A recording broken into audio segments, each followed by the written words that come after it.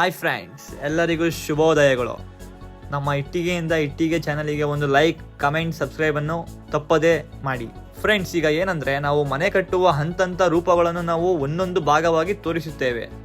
Friends, ಈಗ ನಾವು borewell ತೆಗಿಸ್ಬೇಕು friends. First ಆಗಿ ಅದಕ್ಕೆ ನಾವು ಬೋರ್ವೆಲ್ನ ನಾವು ಇಷ್ಟ ಬಂದಿದ್ದ ಜಾಗದಲ್ಲಿ ತೆಗ್ಸೋಕ್ಕಾಗಲ್ಲ. ಅದಕ್ಕೋಸ್ಕರನೇ ಈಗ ನಾವು ಒಬ್ರನ್ನ ಪವಾಡ ಮಾಡೋಕ್ಕೆ, ಒಂದು ಜಲ ನೀರು ತೆಗಿಯೋಕ್ಕೆ, ಜಾಗ ಪರ್ಫೆಕ್ಟ್ ಆಗೋಕ್ಕೆ ಇವ್ರನ್ನ ಕರೆಸಿದ್ದೀವಿ ಫ್ರೆಂಡ್ಸ್. ನೋಡಿ ಏನೇನು ಮಾಡ್ತಾರೆ ಅಂತ. ಈಗ ಅವರು ಆ್ಯಕ್ಚುಲಿ ನಾವು 150 ಅಡಿಗಿಂತ ಬೋರ್ ತೆಗೆದ್ವಿ, ಬಟ್ ನಮ್ಮ ಅದೃಷ್ಟ ತುಂಬ ಸಖತ್ತಾಗಿದೆ ಫ್ರೆಂಡ್ಸ್. 80 ಅಡಿಗೆ ನೀರು ಬಂತು. ನಾವು ಅದೇ ಖುಷಿಯಲ್ಲಿ ಅಂಗಡಿಗೆ ಹೋಗಿ ಮೋಟ್ರು ಫಿಕ್ಸಿಂಗ್ ಮಾಡೋಕ್ಕೆ ಅದ್ರ ಪೈಪ್ಸು ಎಕ್ಸ್ಟ್ರಾ ಐಟಮ್ಸ್ ಎಲ್ಲ ತಗೊಂಡು ಬಂದ್ವಿ. 25,000ದಿಂದ 30,000 ಆಯಿತು 150 ಅಡಿಗೆ. ನಾವು ಮಾರ್ಕಿಂಗ್ ಮಾಡಿದ್ವಿ. ನೆಕ್ಸ್ಟು ಟ್ಯಾಕ್ಟ್ರು ಮತ್ತು JCB ಬಂದು ಪಾಯ ತೆಗಿತು. ಅದೆಲ್ಲ ಆಯಿತು. ಟ್ಯಾಕ್ಟ್ರು ಗುಂಡಿಯೊಳಗೆ ಬೀಳ್ತು. ಅವಾಗ ನಮ್ಮ JCB ಅಣ್ಣ ಬಂದು ಟ್ಯಾಕ್ಟ್ರನ್ನ ಮೇಲಕ್ಕೆತ್ತಿ ಮಡಗ್ದ.